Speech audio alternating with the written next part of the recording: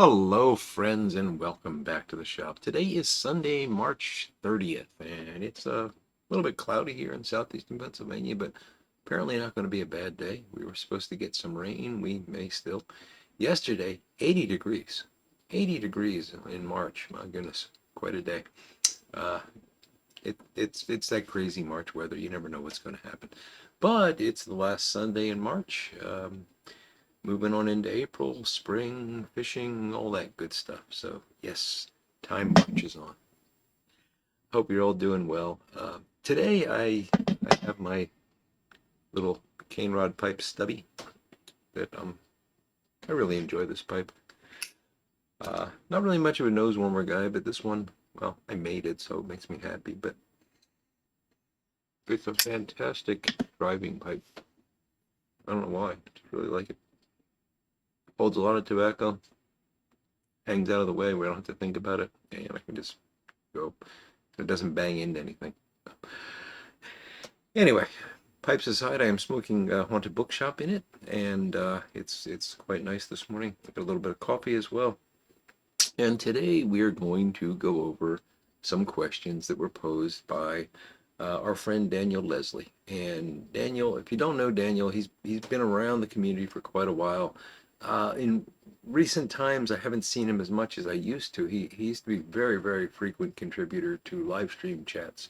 And you'd see him in all the live streams. I don't know how in the world he had time to attend all the live streams because every time I would go to one, he seemed to be there, uh, no matter which live stream it was. So, seen him the last couple of weeks in my live stream. It's great to see you back again, Daniel.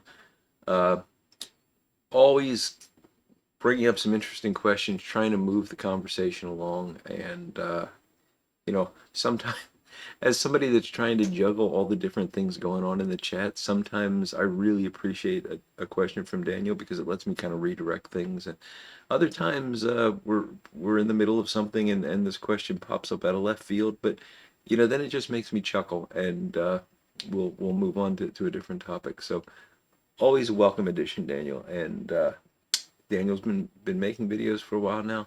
He again, I think took a pause for a bit, but he's put up a recent video which is a 6 question challenge. And his idea behind this is he wants to he remembers the days when we did this all the time. We always had these challenges and different interactions back and forth video responses.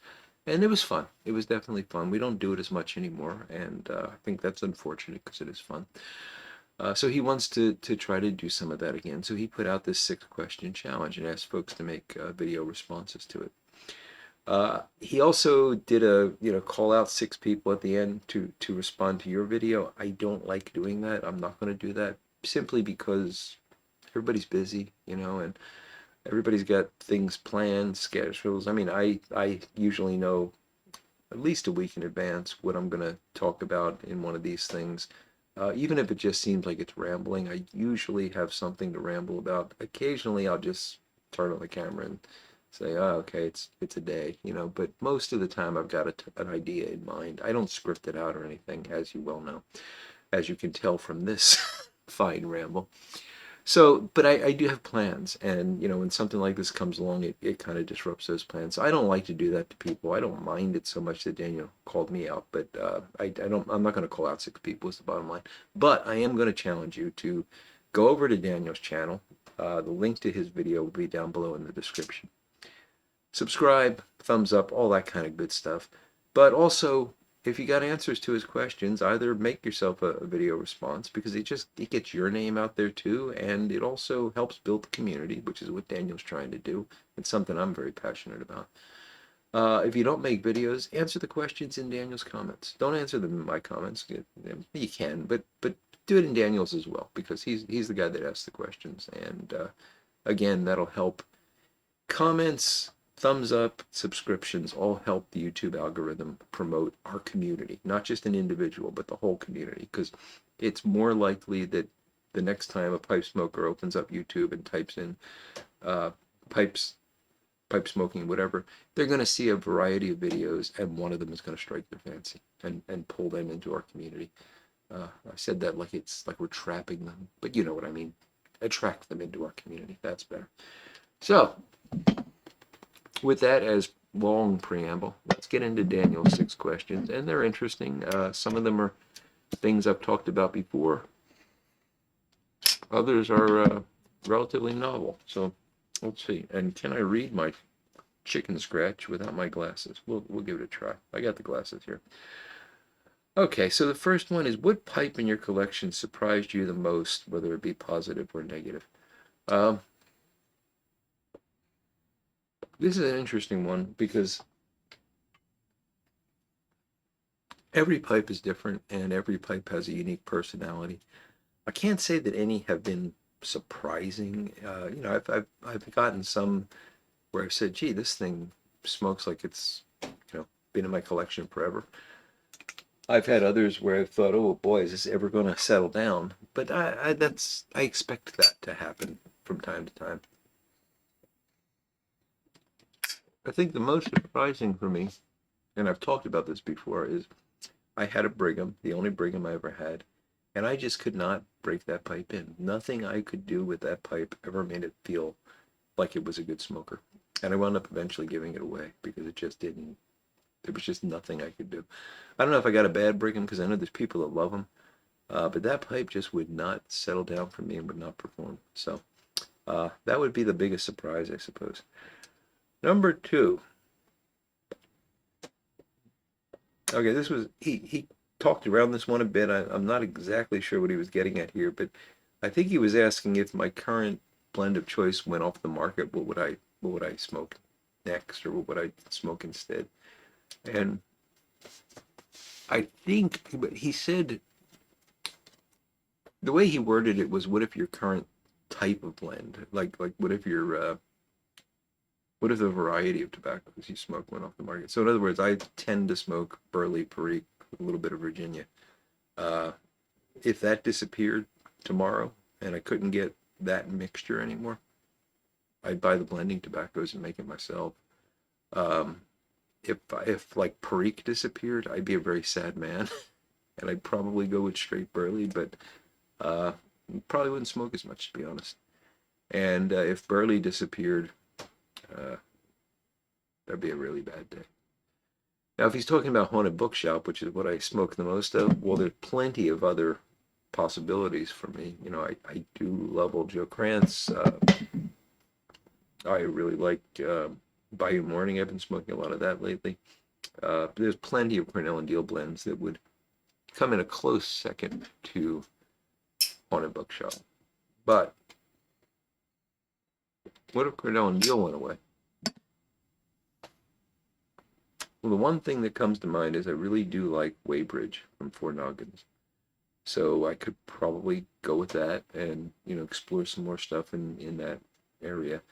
I'm sure I could find other things, but if, for example, all I had available to me was Peter Stokkebye's Bullseye Flake, I like that.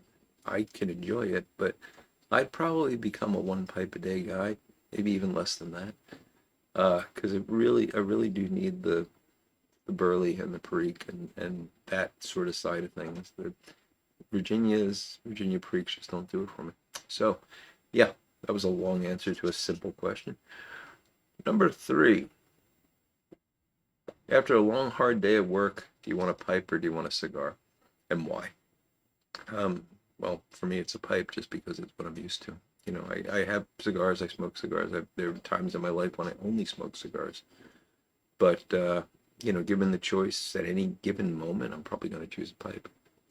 The only reason I'll typically go for a cigar because occasionally I get a craving, or sometimes the situation just warrants it. Like I like on a Sunday morning, if I can sit out in the yard and read the Sunday paper, uh, cigar seems to go with that.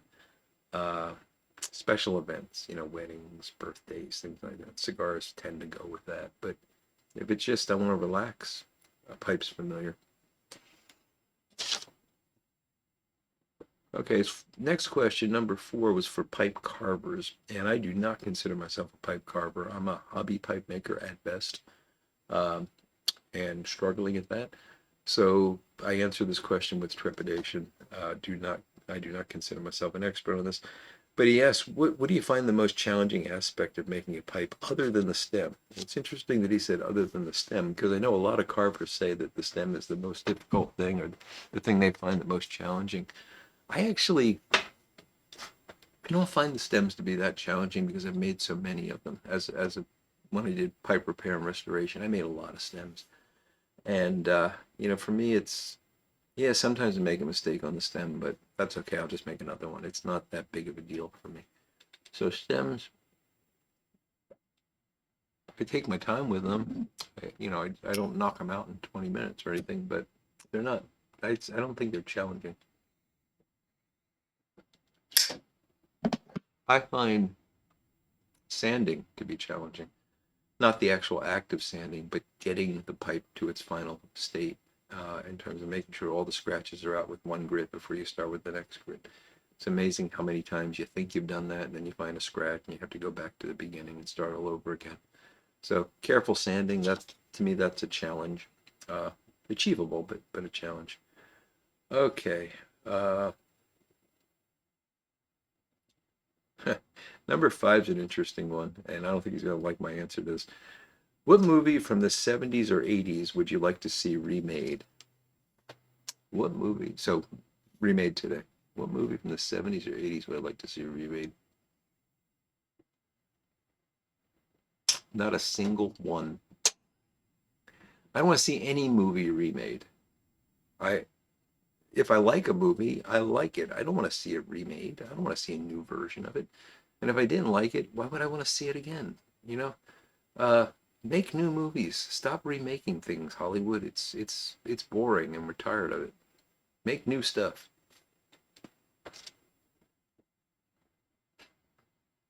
Was that cranky old man enough for you, Dan? All right, and number 6. He asks, in a band, what is the most important instrument, position, whatever? What is it that drives the band? So I'm going to interpret band very loosely here because I have a pretty eclectic taste in music, and I'm going to say it depends on the type of music that I'm listening to. So, for example, if I'm listening to bluegrass, it is without a doubt the bass or a combination of bass and mandolin, because the mandolin is not the thing you're thinking about when you think of mandolin, but the chop chords that are common in bluegrass that kind of add to that beat. But I think the most important thing in music, in any type of music, is that underlying low level beat that just maintains the driving force that everything else rides on top of, sort of the carrier wave, if you will. So in bluegrass, there's going to be the bass and mandolin combination. Um, in rock, I don't listen to rock that much, but I would suppose it would be a combination of bass and drums. Um, I shouldn't say I don't listen to it that much, but I don't really think about it. I don't. Rock is just like background music to me. It's tinkering music. But bluegrass, jazz, things like that, I pay attention to. Jazz is interesting because in jazz, it just depends on what point you are in the piece and also whether or not it's improvisational. So it could be any of the instruments in jazz. Uh, Classical, I go for the horns. I think the horns play that role in a lot of, at least the kind of classical that I like. And, it's most prominent in things like Wagner. Pretty obvious, but, Beethoven did some really interesting things with brass, and yeah, it again drives the piece. Am I missing anything there? Things like soul, R&B, again, it's all going to be that bass note that does it for me. So yeah, I guess if I had to give an overall answer, I'd say whatever is playing the role of that foundation of the beat, bass.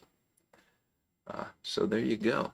And that was it. That is all 6 questions. So Daniel, I hope you found that interesting. I hope that there was something there for everybody to learn something about me. And that's one of the fun things about these kind of things, is we get to know some of the folks in the community a bit better. So again, please go visit Daniel's channel, give him a like, subscribe to him, and if you got the time, make him a video or leave in his comments the answers to these 6 questions, because I think we'd all like to know more about you. All right, so with that, I have a semi-busy day today. I think we're going shopping. Always love going shopping with the wife. So yeah, did yard work yesterday. Couldn't not do it with that beautiful weather. And it was nice to be outside. Nice to be outside in just my shirt sleeves. Me and the dogs worked in the yard, picked up a lot of There's a lot of branches down this year. The winds were really bad this year. So picked a lot of that stuff up and starting to get things ready for the spring weather that's a coming apparently. And soon we'll be planting, a vegetable garden and all that good stuff. So really looking forward to that. It's been a rough winter in a lot of ways. So, yeah, we'll hopefully have some beautiful spring weather soon and get out on the stream and do some fishing as well. And hey, maybe I'll take you along for some of that. Well, with that, friends, I don't have anything else to do to talk about today. I got a lot to do. There's nothing else to talk about. And I don't want to tie you up any longer on this beautiful Sunday. So go out, enjoy whatever weather you're having. Have a great Sunday, and I hope you're looking forward to a fantastic week ahead. And until we speak again, I will look forward to talking to you all again very soon. So goodbye now.